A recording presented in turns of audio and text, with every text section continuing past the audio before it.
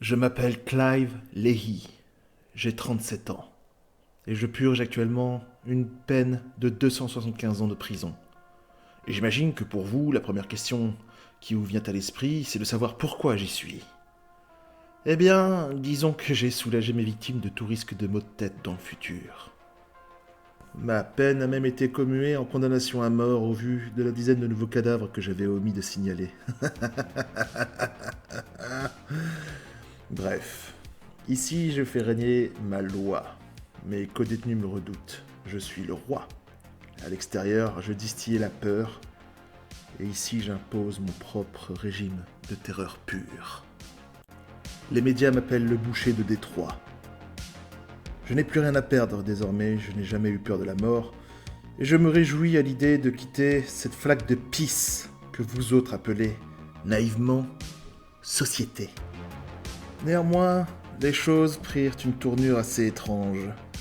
En effet, une dizaine de jours avant mon exécution, on est venu me chercher alors que j'étais tranquillement en train d'apprécier un énième séjour en isolation.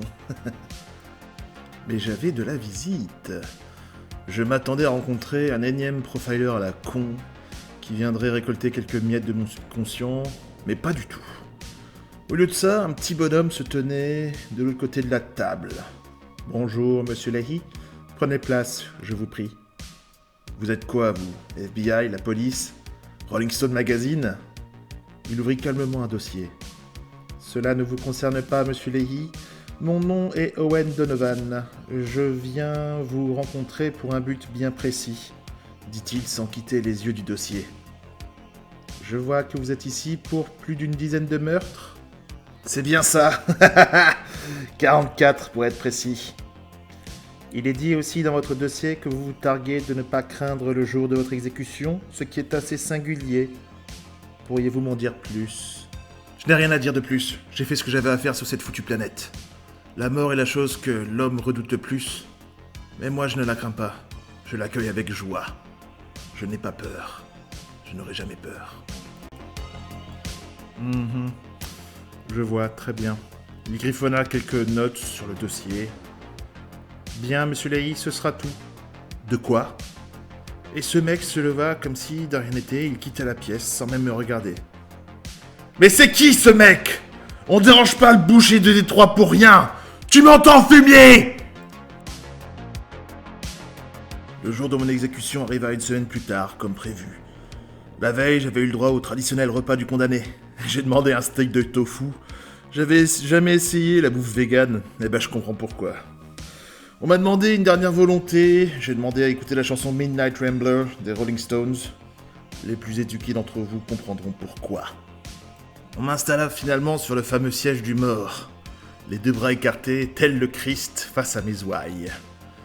Je ne reconnaissais aucune des personnes venues assister à ma mise à mort, et honnêtement, j'en avais rien à cirer.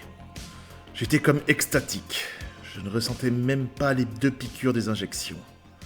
Le produit fit effet, somme toute assez rapidement, je sentais comme une chaleur apaisante m'envahir, c'était agréable.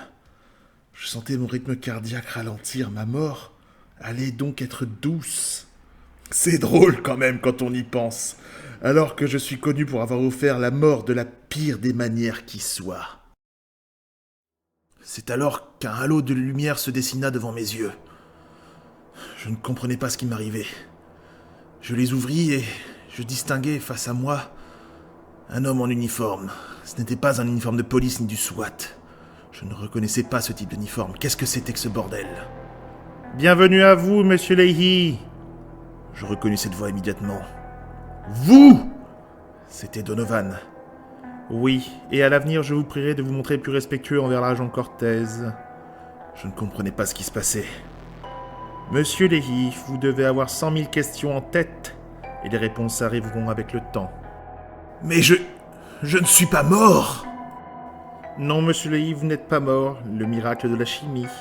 Maintenant, j'exige votre attention. Comprenez désormais que votre existence légale a pris fin hier matin à 12 heures. Légalement, vous êtes mort. Vous faites désormais partie de notre organisation, jusqu'à votre mort naturelle ou accidentelle. Mais qui êtes-vous ? Où suis-je ? Relâchez-moi, fils de pute ! Je crains que cela ne soit pas possible, monsieur Leahy. Vous êtes dans un complexe souterrain lourdement gardé et au-dessus de vous repose 1 kilomètre de terre meuble. Tout ce que vous pouvez savoir, monsieur Leahy, c'est que nous sommes la Fondation. Notre objectif est de prévenir, contenir et protéger. Vous allez servir. Vous êtes désormais connu comme étant un personnel classe D. Dans votre existence précédente, vous avez nui à l'humanité. Voilà une chance de vous rattraper et de la protéger et de la faire avancer avec nous. Vous répondrez à nos ordres, sans quoi vous en subirez les conséquences. Comprenez-vous bien ce que je viens de dire, monsieur Leahy? Mais pourquoi moi? Pourquoi moi? Pourquoi m'avoir choisi? Je voulais mourir! Allons, monsieur Leahy. Vous m'avez bien dit, il y a une semaine, que vous ne craignez pas la mort, que vous n'aviez peur de rien.